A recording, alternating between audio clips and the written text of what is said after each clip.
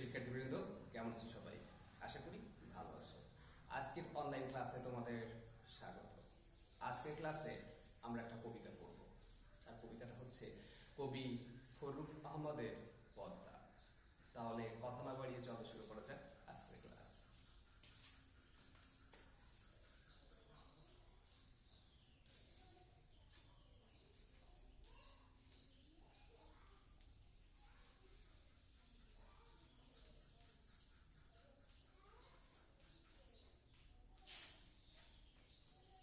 তো কবিতাটা পড়ার আগে, অর্থাৎ মূল পাঠ শুরু করার আগে আমরা লেখক পরিচিতি সম্পর্কে জেনে নিব।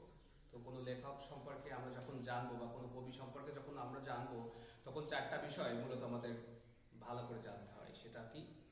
যে কবির জন্ম, কবির মৃত্যু, তার পেশাগত জীবন এবং তার উল্লেখযোগ্য সাহিত্যকর্মগুলো কি কি। তো আমরা এখন ফররুখ আহমদ সম্পর্কে একটু জেনে নেব। কবি ফররুখ আহমদ মাগুরা জেলায় জন্মগ্রহণ করেন।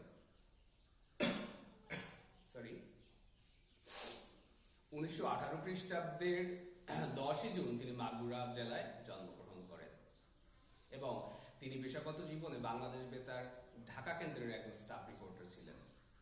আর তার জীবনের যে উল্লেখযোগ্য সাহিত্যকর্মগুলো আছে, সেই সাহিত্যকর্মগুলোর ভিতরে আছে কাব্যগ্রন্থ আছে, নাটক অর্থাৎ কাব্যনাট্য আছে এবং শিশুতোষ গ্রন্থ আছে। তো কাব্যগ্রন্থের ভিতরে উল্লেখযোগ্য সাত সাগরের মাঝি, সিরাজাম মুনিরা, কাফেলা প্রভৃতি। তার যে কাব্যনাট্যের ভিতরে আছে নৌফেল ও হাতেম। তার যে শিশুতোষ গ্রন্থ আছে, শিশুতোষ গ্রন্থের ভিতরে উল্লেখযোগ্য ছড়ার আসর, হরপের ছড়া, পাখির বাসা প্রভৃতি। কবি ফররুখ আহমদ 1974 খ্রিস্টাব্দে ঢাকায় মৃত্যুবরণ করেন 19 অক্টোবর। তাহলে আমরা কবি ফররুখ আহমদ সম্পর্কে জানলাম। সংক্ষেপে কি জানলাম? যে তিনি 1918 খ্রিস্টাব্দে জন্মগ্রহণ করেন মাগুরাতে এবং তিনি 1974 খ্রিস্টাব্দে মৃত্যুবরণ করেন ঢাকায়। তো আমরা ফররুখ আহমদ সম্পর্কে জেনেছি, এবার আমরা কবিতাটা সম্পর্কে জানবো। অর্থাৎ পদ্মা কবিতা সম্পর্কে একটু জেনে নিব। অর্থাৎ উৎসটা কি, এর যে মূল বক্তব্যটা কি, সেটা আমরা সংক্ষেপে জেনে নিব। তারপরে আমরা মূল পাঠের ভিতরে প্রবেশ করব। তাহলে দেখো, পদ্মা কবিতাটা কবি ফররুখ আহমদের কাফেলা কাব্যগ্রন্থ থেকে নেওয়া হয়েছে। তো এই যে পদ্মা কবিতাটা, এটা হচ্ছে একটা চতুর্দশপদী কবিতা বা একটা সনেট কবিতা। এখন তোমাদের মনে প্রশ্ন আসতে পারে যে চতুর্দশপদী কবিতা সে কি? আসলে চতুর্দশপদী কবিতা এক ধরনের কাব্যশৈলী। দেখো, মনোযোগ সহকারে খেয়াল করো। 14 চরণে সংগঠিত, 14 চরণে সংগঠিত এবং প্রতিটি চরণে 14টি অক্ষর সম্বলিত এক কাব্যশৈলীর নাম হচ্ছে চতুর্দশপদী কবিতা বা সনেট। তাহলে খেয়াল করো, সনেট বা চতুর্দশপদী কবিতাতে কটা লাইন থাকে? 14টা লাইন বা 14টা চরণ থাকে এবং প্রত্যেকটা চরণে মোট 14টা অক্ষর থাকে। তো এটার জন্ম ইতালিতে, অর্থাৎ ইতালির কবি পেত্রা প্রথম সনেট রচনা করেন এবং বাংলা সাহিত্যে সনেট কে নিয়ে আসেন কবি মাইকেল মধুসূদন দত্ত। মাইকেল মধুসূদন দত্তই বাংলা সাহিত্যে প্রথম সনেট রচনা করেন এবং পরবর্তীতে বাংলা সাহিত্যে সনেট দেখা যায় বা অন্যান্য কবিরা পরবর্তীতে সনেট রচনা করেছেন। তাহলে সনেট বা চতুর্দশপদী কবিতা সে কি?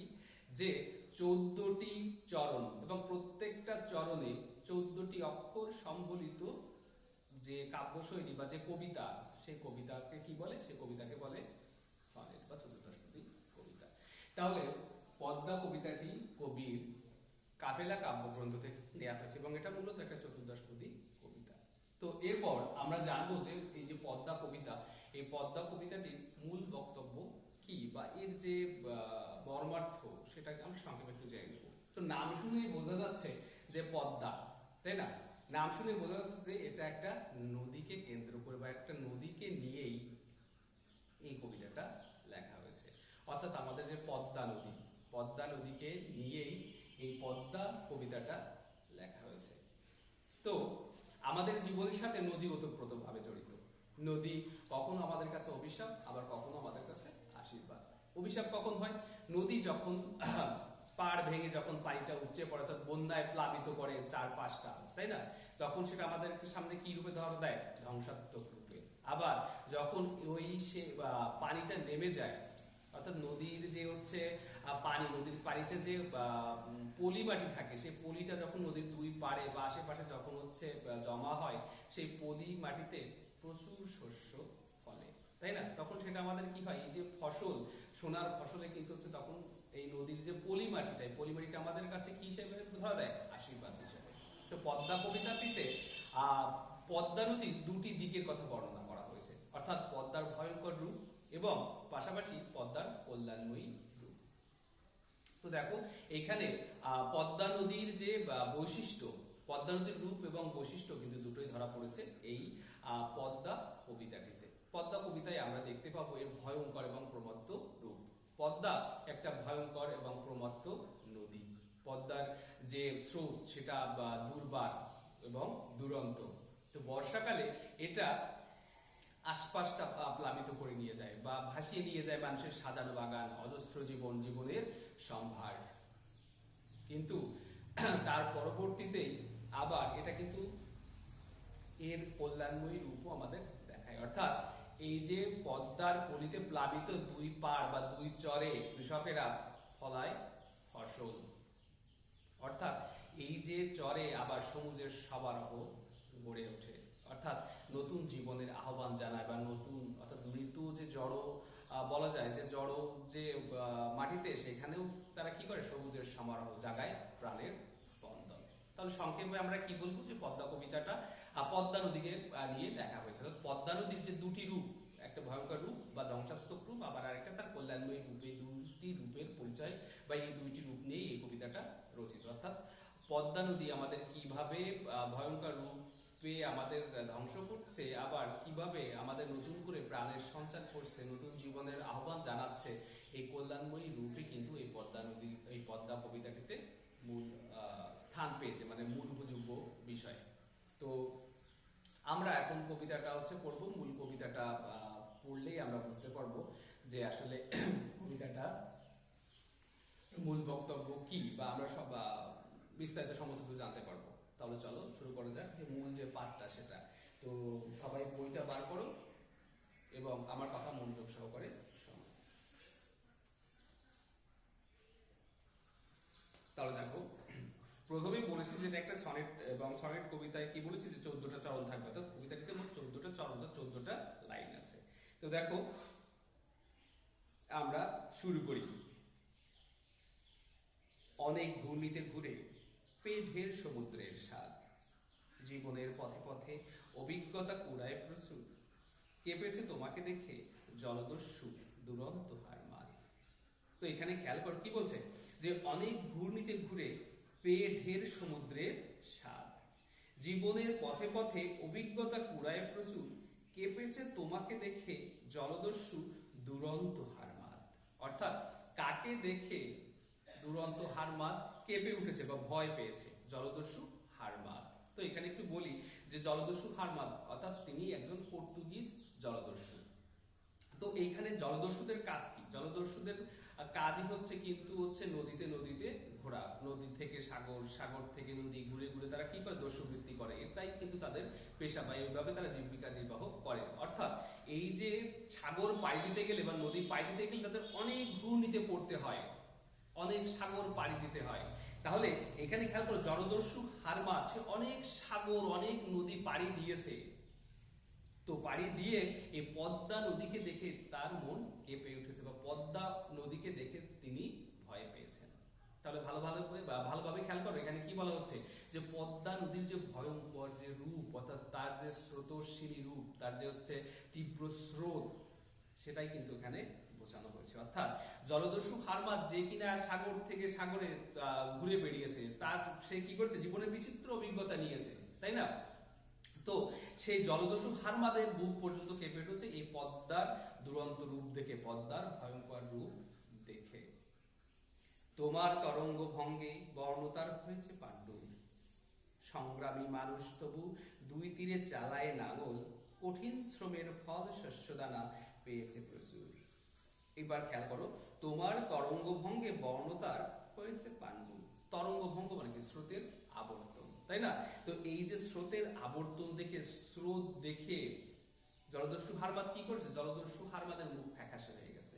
আবার দেখো এই যে পলিমাটি অর্থাৎ স্রোতের আবর্তনে যে পানিটা গিয়ে দুই তীরে গিয়ে হচ্ছে গেল, সেই তীর থেকে আবার যখন পানিটা নেমে আসলো তখন সেই তীরে কিন্তু সেই পলি মাটি একটা ফ্যাকাশে একটা আস্তরণ পড়লো, তাই না?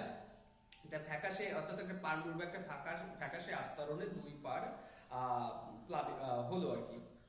সংগ্রামী মানুষ তবু দুই তীরে চালায় নাঙল, কঠিন শ্রমের ফল শস্য দানা পেয়েছে প্রচুর। এবার কি বলছে যে সংগ্রামী মানুষ এই দুই তীরে নাঙল চালায় প্রচুর ফল শস্য দানা পেয়েছে। অর্থাৎ এই যে পদ্মা নদীর যে প্লাবন, সেই প্লাবন দুই তীরকে প্লাবিত করেছে, তাই না? প্লাবিত করার পরে সেই দুই তীরে কি হয়েছে, প্রচুর পলিমাটি জমা হয়েছে এবং সেই দুই তীরে সংগ্রামী কৃষকেরা সংগ্রাম করে অর্থাৎ কঠোর পরিশ্রম করে ফসল ফলিয়েছে এবং পর্যাপ্ত ফসল তারা পেয়েছে। তাহলে ভালোভাবে খেয়াল করো, প্রথমেই আমরা কি একটা ভয়ঙ্কর রূপ দেখতে পেলাম যে তার যে স্রোতের আবর্তন, সেই স্রোত দেখে বা সেই খরস্রোতা নদীকে দেখে হারমাদ পর্যন্ত ভয় পেয়েছে, তাই না? তারপরে বর্তিতে আমরা কি দেখতে পাচ্ছি, সেই হারমাদ যেখানে ভয় পাচ্ছে সেই পদ্মা নদীর দুই তীরেই আমাদের যে সংগ্রামী কৃষকেরা আছে বা সংগ্রামী মানুষরা আছে, তারা নাঙল চালায় তারা ফসল এবং শস্যদানা প্রচুর পেয়েছে।